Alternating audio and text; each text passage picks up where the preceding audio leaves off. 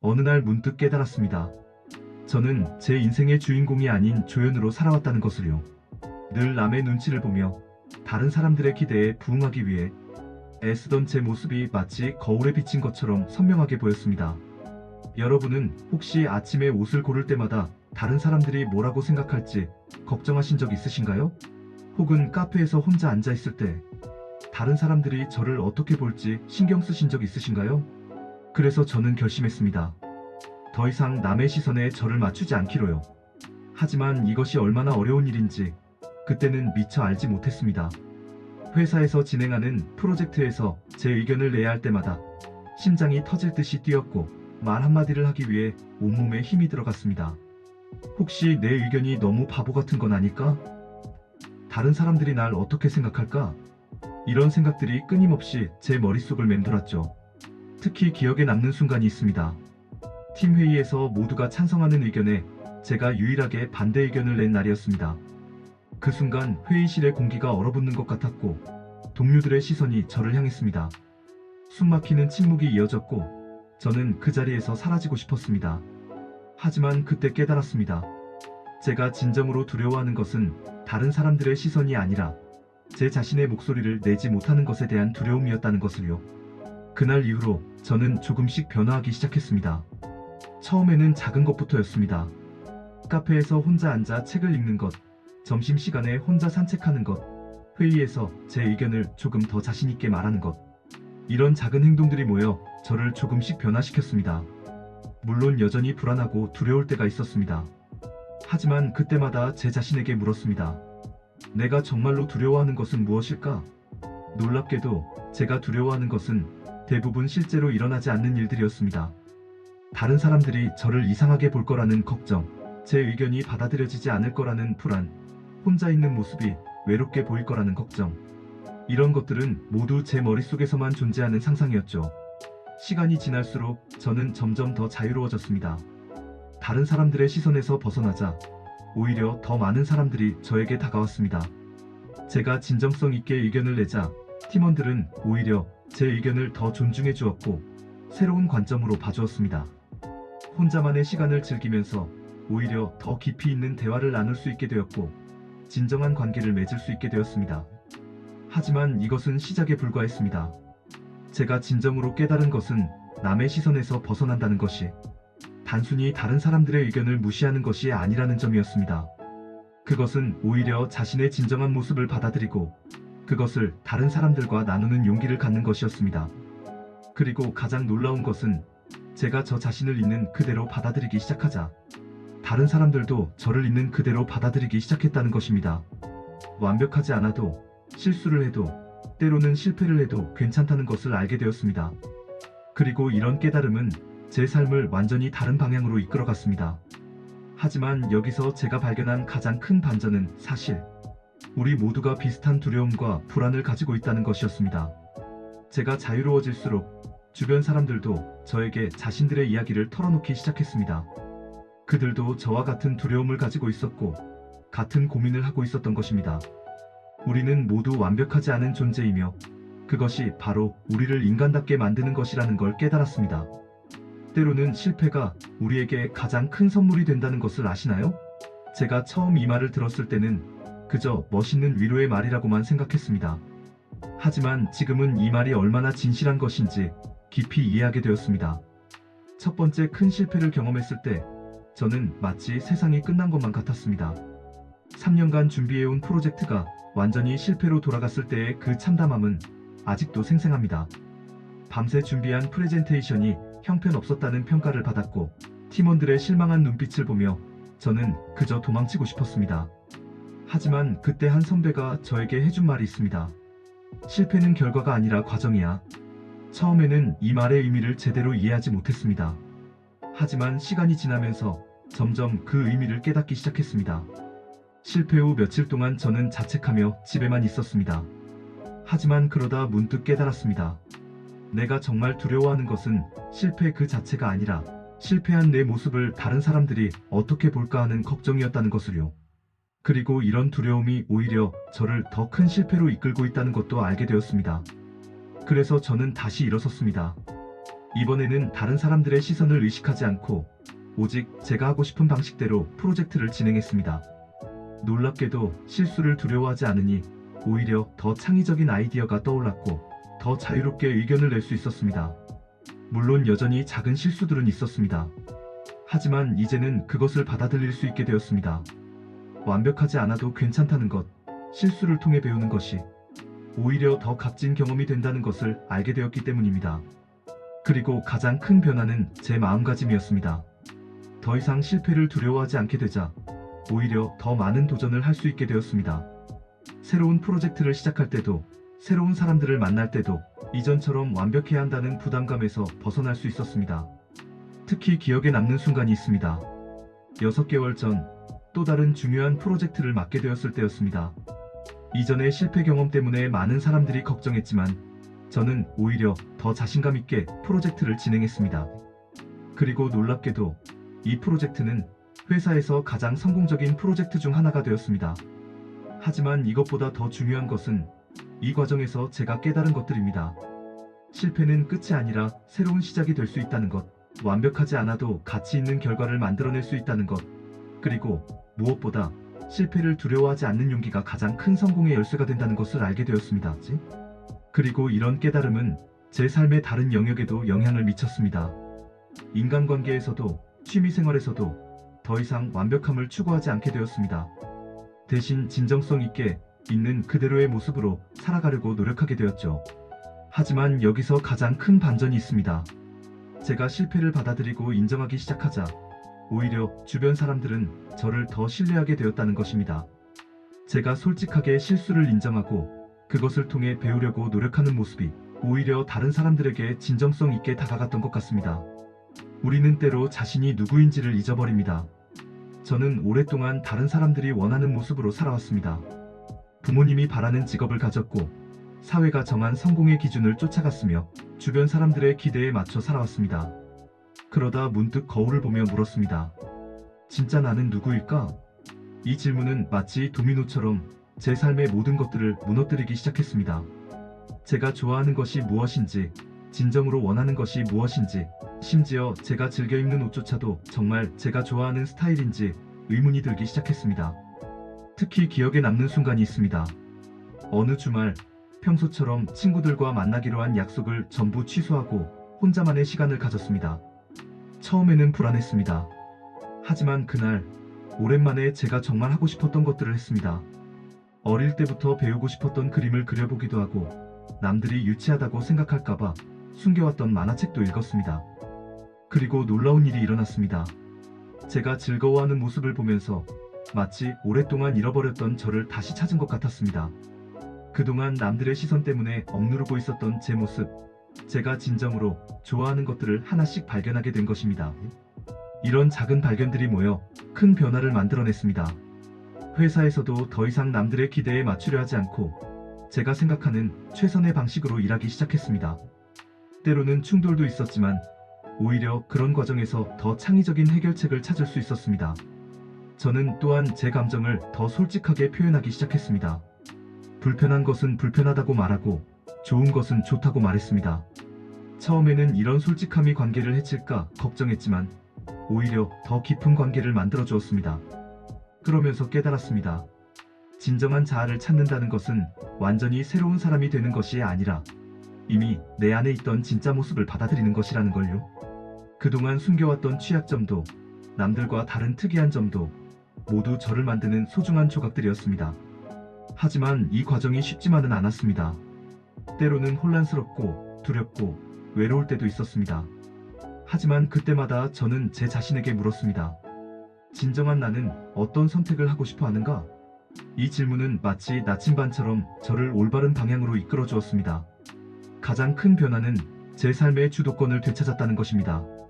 더 이상 다른 사람들의 기대나 사회적 압박에 휘둘리지 않고 제가 원하는 방향으로 삶을 이끌어갈 수 있게 되었습니다. 물론 여전히 실수도 하고 후회되는 선택도 있지만 그것조차도 제 선택이라는 것에 의미가 있었습니다. 그리고 이 과정에서 발견한 가장 큰 반전은 제가 진정한 저의 모습을 받아들이자 오히려 다른 사람들도 저를 더 잘 받아들이게 되었다는 것입니다. 완벽하지 않은 모습으로도 충분히 사랑받을 수 있다는 것, 그리고 그것이 오히려 더 진정성 있는 관계를 만들어준다는 것을 깨달았습니다. 우리는 종종 좋은 관계를 위해서는 자신을 희생해야 한다고 생각합니다. 저도 그랬습니다. 상대방의 기분을 맞추기 위해 제 의견을 숨기고 불편함을 참아왔습니다. 하지만 이제는 압니다. 진정한 관계는 서로의 경계선을 존중할 때 시작된다는 것을요.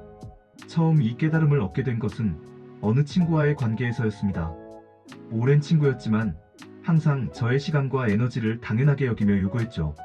저는 그동안 이런 상황이 불편했지만 거절하면 관계가 깨질까봐 늘 참아왔습니다. 하지만 어느 날 더 이상 참을 수 없는 순간이 왔습니다. 중요한 프로젝트 마감을 앞두고 있었는데 그 친구가 또다시 급한 부탁을 해온 것입니다. 평소라면 자연스럽게 수락했겠지만 이번에는 달랐습니다. 제 인생에서 중요한 순간이었고 이번만큼은 제 일에 집중해야 했습니다. 떨리는 마음으로 처음으로 미안하지만 이번에는 도와줄 수 없어라고 말했습니다. 예상했던 것처럼 친구는 처음에는 서운해했고 심지어 화를 내기도 했습니다. 하지만 놀랍게도 시간이 지나면서 우리 관계는 오히려 더 깊어졌습니다. 그 이후로 저는 조금씩 제 삶의 경계선을 그려나가기 시작했습니다. 회사에서도 무리한 업무 요청에는 정중하게 아니오라고 말하기 시작했고 가족들과의 관계에서도 제 의견을 더 분명하게 표현하기 시작했습니다. 처음에는 많이 두려웠습니다. 거절당한 사람들이 저를 이기적이라고 생각하진 않을까, 관계가 멀어지진 않을까 걱정됐습니다. 하지만 시간이 지날수록 놀라운 변화가 일어났습니다. 제가 먼저 경계선을 그으니 다른 사람들도 자연스럽게 제 경계선을 존중하기 시작했습니다. 더 놀라운 것은 이런 변화가 제 삶의 전반적인 질을 높여주었다는 것입니다. 더 이상 과도한 책임감에 짓눌리지 않게 되었고 제 시간과 에너지를 진정으로 중요한 일에 집중할 수 있게 되었습니다. 관계에서도 더 이상 의무감이나 부담감이 아닌 진정한 애정과 존중을 바탕으로 소통할 수 있게 되었습니다. 물론 여전히 어려운 순간들은 있습니다. 특히 오랫동안 지켜온 관계에서 새로운 경계선을 긋는 것은 쉽지 않았습니다. 하지만 그때마다 저는 제 자신에게 상기시킵니다. 건강한 경계선 없이는 건강한 관계도 있을 수 없다는 것을요. 이런 경험들을 통해 깨달은 것이 있습니다. 진정한 관계는 서로를 있는 그대로 인정하고 존중할 때 가능하다는 것입니다. 그리고 그것은 내가 먼저 나 자신을 존중하는 것에서 시작된다는 것도 알게 되었습니다. 하지만 여기서 가장 큰 반전은 따로 있었습니다. 제가 경계선을 분명히 하고 때로는 아니오라고 말하기 시작하자 오히려 사람들은 저를 더 신뢰하고 존중하게 되었다는 것입니다. 그들은 제가 항상 예스라고 말할 때보다 진심을 담아 때로는 노라고 말할 수 있을 때 더 믿음직스러운 사람이라고 느꼈던 것 같습니다. 우리는 종종 성장이란 것을 눈에 보이는 성과나 성공으로만 판단하곤 합니다. 저 역시 그랬습니다. 더 높은 연봉, 더 좋은 직책, 더 넓은 집, 이런 것들이 성장의 증거라고 믿었죠. 하지만 진정한 성장은 우리가 미쳐보지 못하는 곳에서 시작된다는 것을 깨달았습니다. 제 인생의 가장 큰 전환점은 겉으로 보기에는 오히려 제가 뒤로 가는 것처럼 보이는 순간이었습니다. 승진이 예상되던 시기에 저는 오히려 한 단계 낮은 직책으로 부서를 옮겼습니다. 주변 사람들은 모두 제가 미쳤다고 생각했죠. 심지어 부모님께서는 한동안 저와 말씀도 하지 않으셨습니다. 하지만 그때 저는 처음으로 제 내면의 소리에 귀를 기울였습니다.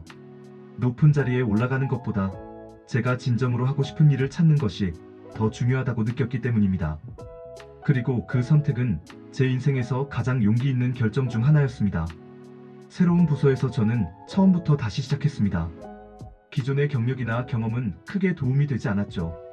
하지만 오히려 그런 상황이 저를 더 겸손하게 만들었고 새로운 것을 배우는 즐거움을 알게 해주었습니다. 실수를 두려워하지 않게 되었고 모르는 것을 인정하는 것이 약점이 아니라는 것도 깨달았습니다. 특히 기억에 남는 순간이 있습니다. 제가 가르쳐야 할 위치에 있었던 신입 직원에게 오히려 배우게 된 날이었죠. 그 직원의 신선한 시각과 열정은 저에게 큰 영감을 주었고 저는 그때 깨달았습니다. 진정한 성장은 서로에게 배우는 것에서 시작된다는 것을요. 이런 경험들은 제 삶의 다른 영역에도 영향을 미쳤습니다. 더 이상 다른 사람들과 비교하며 조바심을 내지 않게 되었고 제 속도로 천천히 나아가는 것의 가치를 알게 되었습니다. 때로는 멈춰 서서 깊이 생각하는 것이 앞으로 달려나가는 것보다 더 큰 진보를 가져다 준다는 것도 배웠습니다. 그리고 놀랍게도 제가 내면의 성장에 집중하기 시작하자 외적인 성공도 자연스럽게 따라왔습니다. 하지만 이제는 그런 성공이 전부가 아니라는 것을 알았습니다. 오히려 그 과정에서 배운 것들, 깨달은 것들이 더 소중한 자산이 되었죠. 무엇보다 큰 변화는 제 자신을 바라보는 시선이었습니다.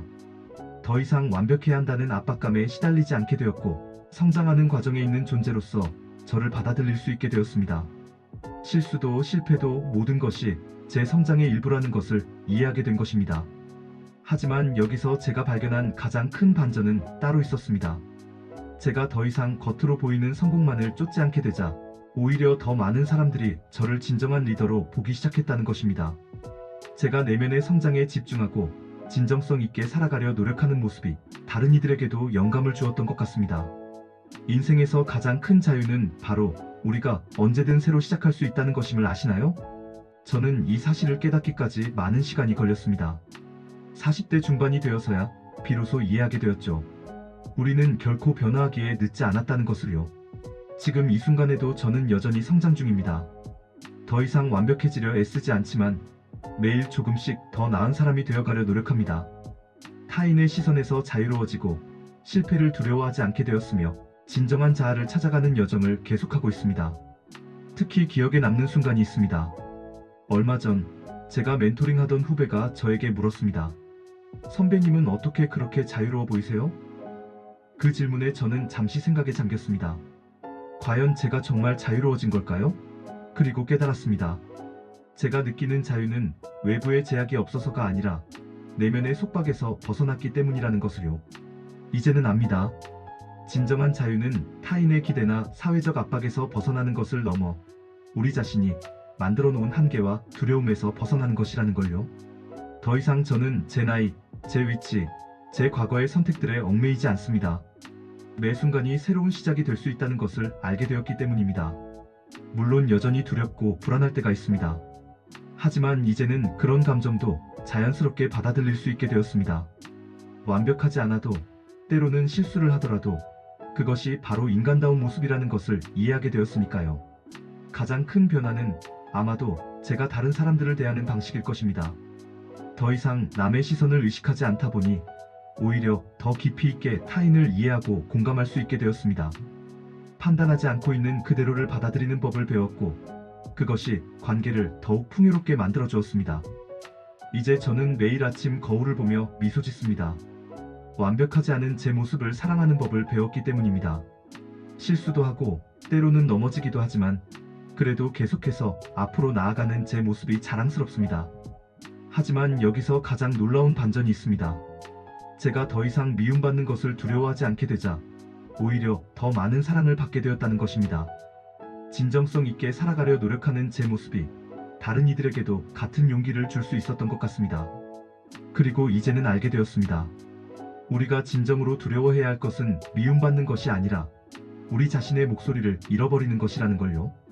타인의 기대에 맞추려 애쓰느라 우리의 진정한 모습을 잃어버리는 것, 그것이야말로 가장 두려워해야 할 일이라는 것을요. 이것이 바로 제가 발견한 미움받을 용기입니다. 완벽하지 않아도 괜찮아요. 실수해도 괜찮아요. 때로는 미움받아도 괜찮아요. 그것이 바로 우리를 더 자유롭고 더 행복하게 만드는 길이니까요. 우리 모두는 지금 이 순간에도 새롭게 시작할 수 있는 용기를 가지고 있습니다. 여러분도 이제 새로운 시작을 할 준비가 되셨나요? 이 여정을 함께 나누고 싶으신 분들은 구독과 좋아요 버튼을 눌러주세요. 매주 여러분의 삶에 작은 변화를 가져다 줄 수 있는 이야기로 찾아뵙겠습니다. 알림 설정도 해두시면 더 다양한 인생의 인사이트를 놓치지 않고 만나보실 수 있답니다. 여러분의 이야기도 댓글로 함께 나눠주세요. 우리는 서로의 이야기를 통해 더 큰 용기를 얻을 수 있으니까요. 감사합니다. 인간의 시선, 삶의 지혜를 담다. 휴먼스코프